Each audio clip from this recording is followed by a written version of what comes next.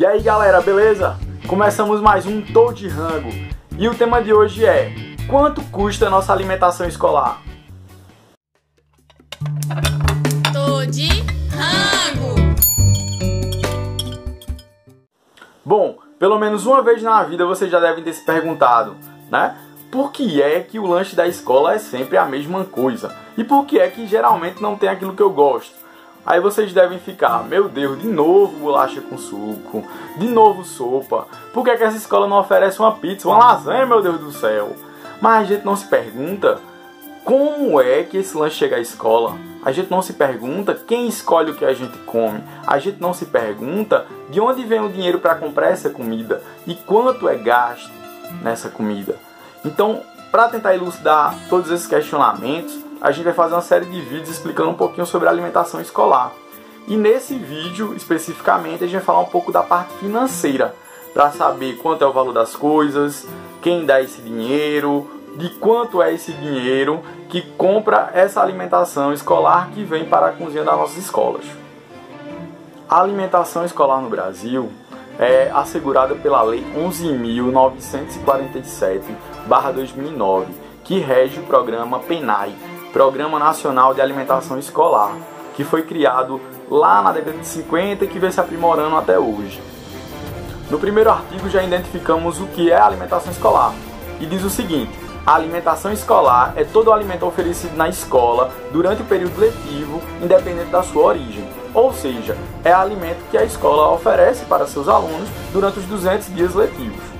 Na primeira diretriz do artigo 2 dessa lei, diz o seguinte: a alimentação deve ser saudável, adequada, respeitando as tradições, a cultura e hábitos alimentares saudáveis, para assim contribuir para o crescimento e desenvolvimento dos nossos alunos e contribuir com o rendimento escolar. Aí você pode estar se perguntando: será que a nossa alimentação escolar dura o ano todo?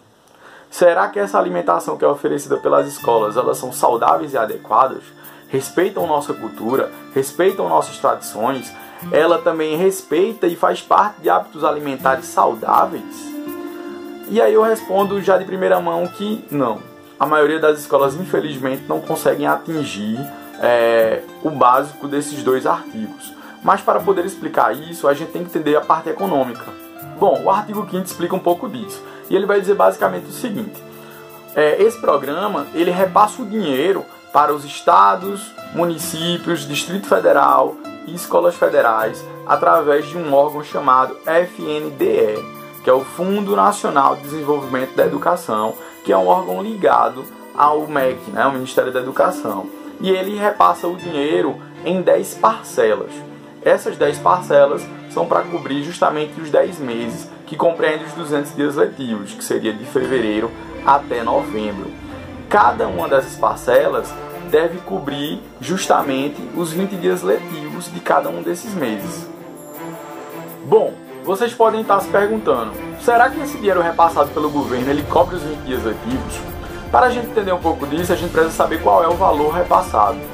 E aí funciona o seguinte: existe um valor repassado por cada aluno para cada etapa da educação básica. Por exemplo, para um aluno por dia é gasto 1,07 centavos na creche. Já na pré-escola, esse valor ele diminui para 0,52 centavos.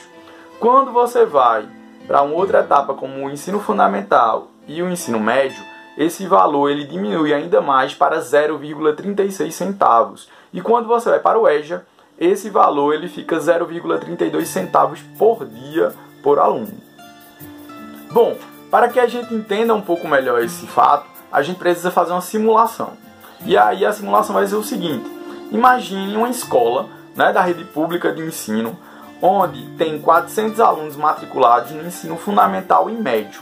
Portanto, cada aluno desse receberá 0,36 centavos por dia. Agora a gente vai multiplicar esse valor pela quantidade de alunos. Se você pegar 0,36 centavos multiplicado por 400 alunos, vai dar por dia o valor de R$ 144 para ser gasto em apenas um dia na alimentação escolar, ou seja, na sua merenda. E aí eu vou trazer alguns pratos que provavelmente deve ser servido na sua escola para você ver quanto é o valor gasto na compra desses alimentos para serem oferecidos na tua escola. Um desses seria, por exemplo, o arroz com frango, que é muito simples, né? Só vai 2 ingredientes praticamente, que seria o arroz e o frango.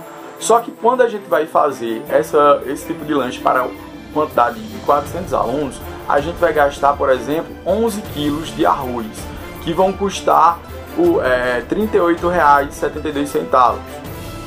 Também vamos gastar por volta de 22 peitos de frango, que vai dar o valor de R$ 261,58, totalizando aí R$ 300,30. Ou seja, só com arroz e frango. Isso eu não estou falando nem dos temperos que entram, né? Como às vezes cebola, alho, outros condimentos.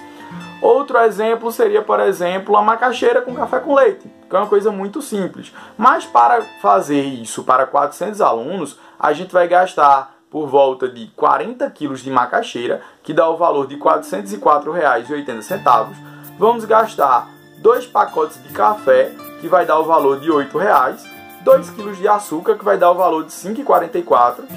E 8 pacotes de leite, que vai dar o valor de R$ 51,28. Totalizando aí R$ 268,50.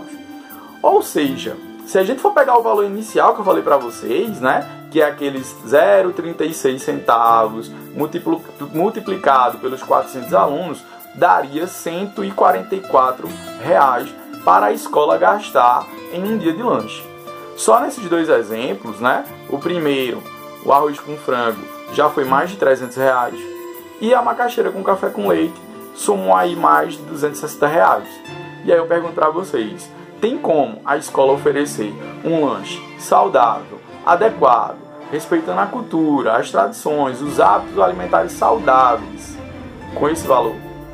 É só vocês fazerem a conta e vocês vão ver que não tem a mínima possibilidade. Muitas escolas, inclusive, fazem milagres para que o lanche dure um ano todo, para que o lanche seja o mais saudável possível ou o mais adequado possível.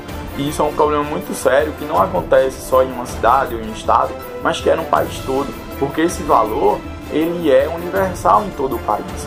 Ele é dado pelo governo federal e destina esse dinheiro para todos.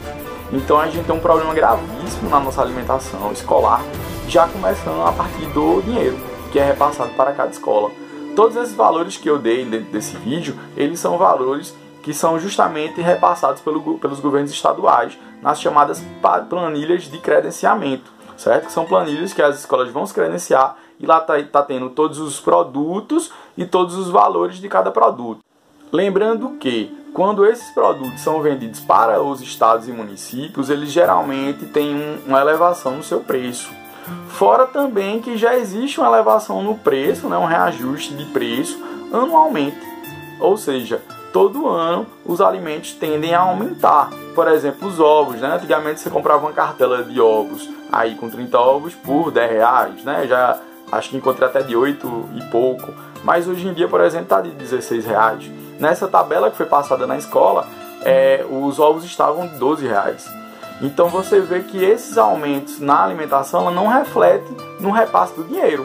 Ou seja, o dinheiro já existe vários anos defasados e que nunca tem reajuste nenhum. Então antes da gente reclamar dos nossos diretores, né, das nossas escolas por não estarem oferecendo um alimento adequado e que seria um alimento que atenderia todas aquelas demandas dos 2 primeiros artigos, ou seja, que garantisse os 200 dias letivos, que garantisse uma alimentação saudável, adequada para todos, que respeite cultura, tradições e também hábitos alimentares saudáveis. E caso tenha alguns alunos com algumas condições especiais, por exemplo, uma pessoa que tem intolerância à lactose ou alergia a leite, essas pessoas elas têm que comer um outro tipo de alimentação, ou diabéticos, entre outras coisas. E aí a gente pergunta, por que isso não é atendido? Então a gente tem que começar a olhar e entender que isso faz parte de uma política pública que é construída, né? E que a gente tem que entender todos esses mecanismos para poder a gente reclamar às autoridades competentes. Então a gente deve perguntar, por que o valor continua esse? Por que tem que ser esse valor? Será que o país não tem dinheiro para dar uma alimentação melhor para nossos filhos, nossas filhas, nossos alunos e nossas alunas? Então isso é um absurdo. A gente tem que começar a entender para poder reclamar, né? E eu quero aqui parabenizar a várias escolas do país que tentam ao máximo possível dar o melhor de alimento para o seu aluno, mas que infelizmente por essas barreiras não conseguem.